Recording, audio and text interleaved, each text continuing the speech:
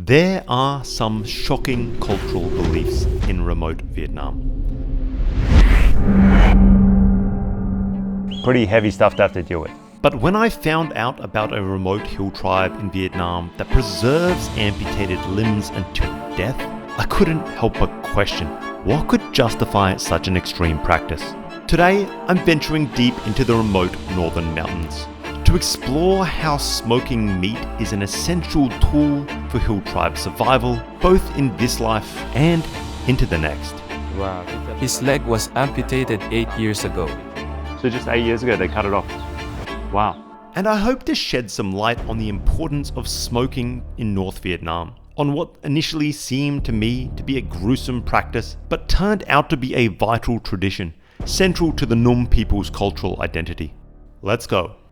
We are exploring Hoang Su Phi, a remote rural area along the mountainous border with China. This leg belongs to Mr. Đương, who lost it due to an untreatable infection around 8 years ago.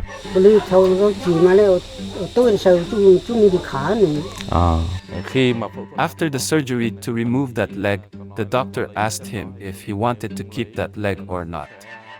If he didn't take it, the doctor would destroy it. But the custom of the Nung people here is to keep that leg. He lives as part of a remote Nhum community.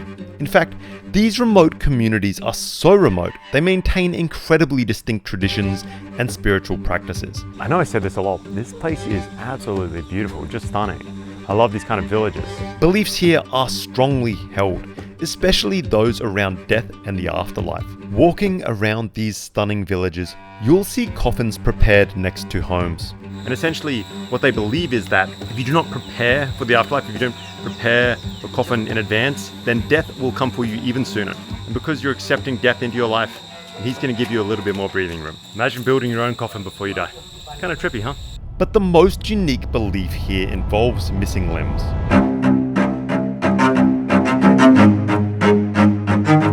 What is the purpose of keeping the leg? Why do the Nhum people believe that he must smoke it above the fireplace and preserve it? Because of Nung people's custom, when a person passed away, they must be buried with their body parts. So to become whole once again in the afterlife, they need to keep the leg. Alright guys, so here's the leg. And as we found out, I thought that this was just smoke, but in fact it was put in alcohol first for 3 years, and then it was put above the fireplace for 5 more years. But certainly they don't have cryogenic freezers. So in general, you just hang it above your fireplace, the same fireplace where you're cooking your meals, making your tea, and it dries out and you preserve it. The same way they preserve meats, you preserve your legs so that you're able to be buried with it. Kind of wild. Sort of like shriveled up, mummified. There's no moisture left in it. They added no salt, which I thought was kind of crazy. It smells like really herbal, smoky meat. And do the Nhum people often preserve meat in this way? Buffalo jerky, or do they preserve pork like this?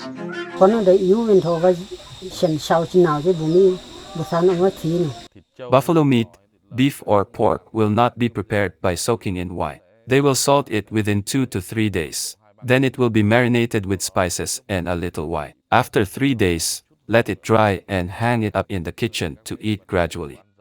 And although this situation still haunts Mr. Đương, he and his family seem somewhat at peace with it. They view his disability as temporary, limited only to this life, and they strive to make the best of the situation. He lives now on a limited pension, as he can't really do too much around the farm. Do they know what was wrong with the leg? What was the initial problem? He felt pain in the bottom of his foot, like there was a nail stuck in there. Until one day he felt so much pain that he took some medicated oil and applied it. Then his leg started to turn purple. After a week stayed in the hospital, the doctor said he had to cut it off. After surgery, he lost his ability to work. It was very difficult for him to move, he couldn't even get on the bed. And he just sat on this porch drying rice. His life has become more difficult since the surgery. And he spends most of his time in one place.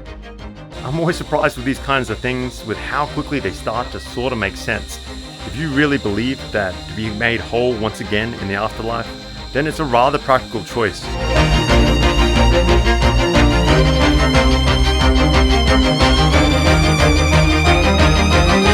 But this isn't always the case. While visiting these Nhum communities, I heard of a man who's been struggling deeply with the burden of maintaining this belief system and this practice. I agreed to meet him, but first wanted to understand more about the role that smoking has in Nhum communities.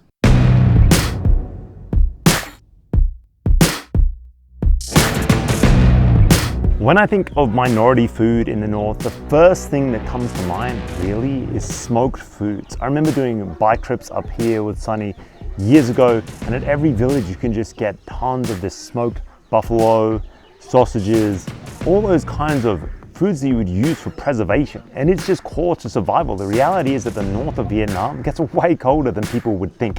It's wet, winter can be harsh, preservation of meats is essential. The sacred hearth in the middle of a Nhum home holds profound spiritual significance. It connects the living with their ancestors and serves as the center of domestic and spiritual activities. For the Nhum, the process of smoking meat above this central fireplace is deeply intertwined with their way of life. It's a vital method for preserving food in an area without widespread refrigeration. It ensures a steady supply of meat throughout the year. Not far from Chu Dung's house, we meet a family preparing buffalo for the smoking process. This is how you cook your meat, and then up here is how you preserve it. It's how just about everything works. So we're starting things out by just getting this fire going and cooking up a bunch of herbs. He's got like a little steel plate there, and he's just roasting a bunch of like aniseed, peppers, chilies, and it smells good, really good. So after roasting those spices for maybe 5-10 minutes, we now crush them in a giant rock mortar pestle. Okay, so we are now slicing the beef into thick chunks. This ain't that kind of wimpy jerky you find in the West. This is meaty. We're about preserving a big chunks of animal right now. Man, they're crushing up looks to me like a nut that they call tau qua. Maybe I'll get a translation. Oh my God, is that fragrant? I'm sort of blown away by the smell of some of these things. I need to start crushing spices in a giant mortar. Okay, so we just added some salt to the spice mix. It is exactly what I thought was missing. Now we're sprinkling it all over this buffalo. It kind of smells like almost like a mulled wine mix. I don't know that we have any of these herbs and spices readily available in the West, that's for damn sure. Most of it is coming just from this jungle up here. Now we're just like really pounding it in, really almost like massaging this meat, cranking it in, making sure it's entirely covered. As you can see, we've skewered up the meat. It's now hanging directly above the fireplace behind me. I imagine it's actually picking up a decent amount of heat, so potentially it's partially cooked as well as smoked. I thought that this would be more of a cold smoke type setup, but no, it's relatively hot. I can feel it on my arms. So I thought we were just about done, but it turns out you don't just eat the jerky. They've now grabbed a piece from last year above the fireplace, chucked it under the ash, and we're just cooking it in the coals. It's gonna be ashy. Okay, so what we're doing now is just pulverizing the living hell out of this buffalo jerky. Essentially, they usually do this once a year at the beginning of maybe Tet, New Year's essentially. It's pretty thick, it's pretty dried out. You really need to hammer it through to tenderize it. At least I imagine that's what the deal is. All right, so he's just ripping me off chunks now, and actually it looks already and feels a lot more tender than what we tried this morning. Obviously it's hot as well. It's not really ashy at all. Actually, that's much better. It is not all that much more tender, but you just get that warmth from the fire. It's really good, super rich. And you know, I think I kind of get it. I get why they do this. I was sort of confused when I first came to the Nhum area. It just seemed a little bit much, a little bit too far. But this is really good. Surprisingly good. One thing that I noticed now is it just kind of pulls apart much more easily. It just shreds in your fingers. This would go great with beer. It would go great with anything. I mean, this kind of jerky, this is where it's at. I'd put this up there with any biltong craft jerky you've ever tried. On top of this one particularly, there's these hanging like folded banana leaves or folded leaves. And essentially they believe that every year, I imagine a new year, you eat a dish called banchung. They leave the banana leaf, they wrap it up, they hang it above the fireplace, and they think that if you do that, no bugs will eat your rice. It keeps their memories and traditions alive, and it reinforces their cultural identity. I told you guys, smoking for the Nhum people, it's not just practical, it's spiritual.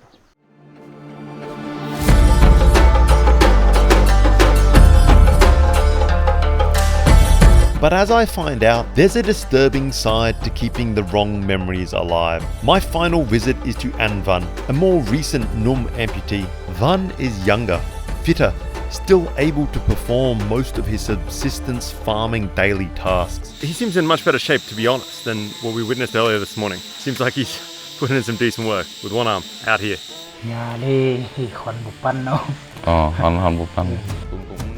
He only does one-handed work. As for the fields, he can no longer plow them because he cannot control the plow with one hand. But being only 3 years away from an incident in which he lost his arm, it's clear right away to me that things are far more raw. So let's get into it and find out a bit about his story.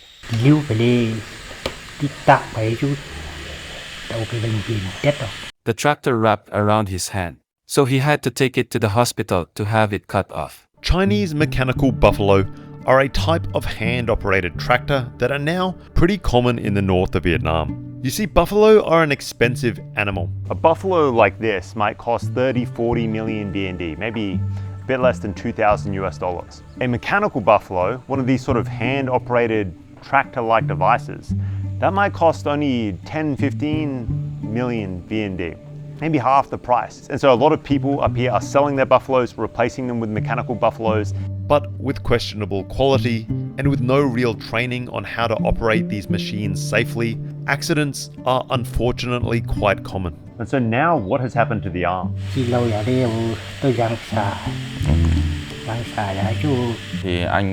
As is the custom of the Nung people, he preserves the lost body parts.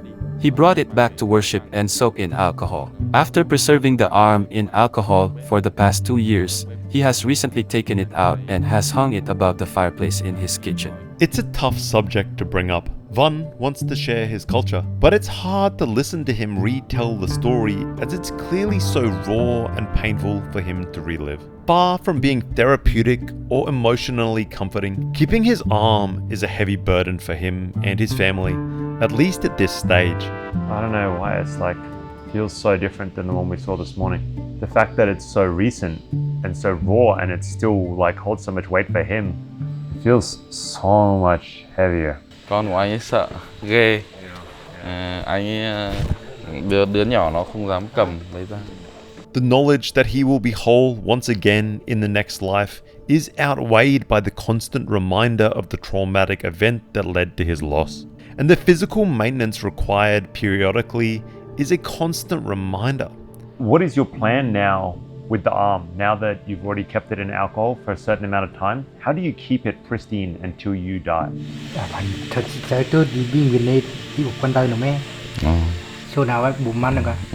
He's just going to leave it wrapped in a rag and stored in a glass jar. And he will keep it like that until he passes away. Because after soaking it in alcohol and smoking it, it doesn't smell anymore. He believes the preservation is mostly done. You see, there's no real guidebook on how to do this. It's largely trial and error. It's based on what you've heard from other families or other villages. The maintenance is a burden. It forces him to relive this event and it hinders emotional healing and acceptance that might have come sooner. There's a clear psychological impact, evident as Van talks me through the event. Perhaps this is inevitable after living through such a traumatic experience. Regardless, it's important to Van that he continues this tradition and that he is whole again in the next life. Okay, well, look, I hope that things get easier for you and I hope things work out and you can be whole again in the afterlife.